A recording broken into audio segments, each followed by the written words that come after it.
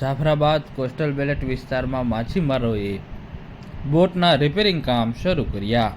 હાલમાં જે તમારી બોટો હોય એના રિપેરિંગ કામ ચાલુ છે। આપણે જાફરાબાદમાં કેટલી બોટો છે અને હાલમાં કેટલી બોટોના રિપેરિંગ કામ ચાલુ છે? જાફરાબાદ મારું નામ કનૈયાલાલ ગાંડાભાઈ સોલંકી, પ્રમુખ શ્રી ખારવા સમાજ બોટેશ્વર।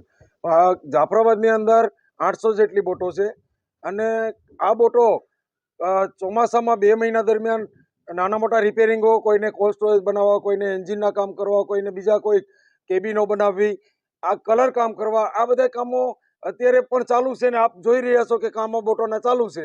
જે અંદાજે ઓછામાં ઓછા 200 થી 250 બોટોના કામ અત્યારે ચાલુ છે। ત્યાર પછી ઝાડ રિપેરિંગ કરવા, હવે 2-4 દિવસની અંદર તમામ બોટોના કલર કામ અને બધું તૈયારી કરી અને પાણીમાં ઉતારવા માટેની તૈયારીઓ શરૂ થઈ જશે કે જેને દરિયામાં મોકલી શકાય 1-8થી।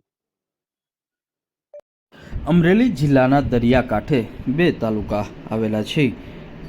જાફરાબાદ અને રાજુલા વિસ્તારની અંદર 800થી વધુ માછીમારીની બોટો છે અને હાલ માછીમારીનું વેકેશન હોવાના કારણે બોટો દરિયા કિનારે લાંગરાય છે।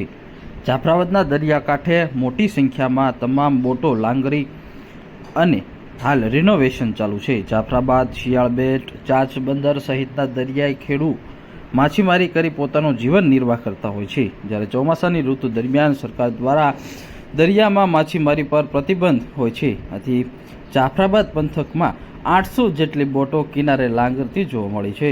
આ વેકેશન દરમિયાન માછીમારી વ્યવસાય સાથે સંકળાયેલા ખારવા અને કોળી સમાજના માછીમારો પોતાની બોટનું રિનોવેશનની કામગીરી હાથ ધરતા હોય છે અને નવી બોટ તૈયાર થતી હોય છે।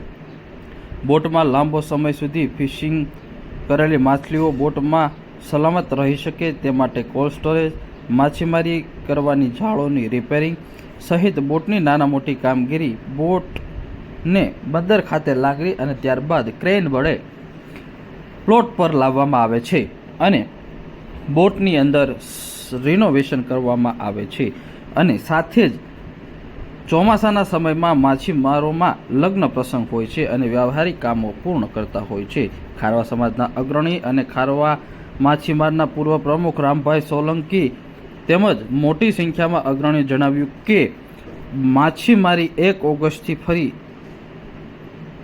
જાહેરાત કરી છે। ત્યારબાદ દર વર્ષે 15 ઓગસ્ટથી માછીમારી દરિયો ખેડવા જતા હોય છે, પરંતુ ચાલુ વર્ષે થોડો સમય લાંબો રહેશે।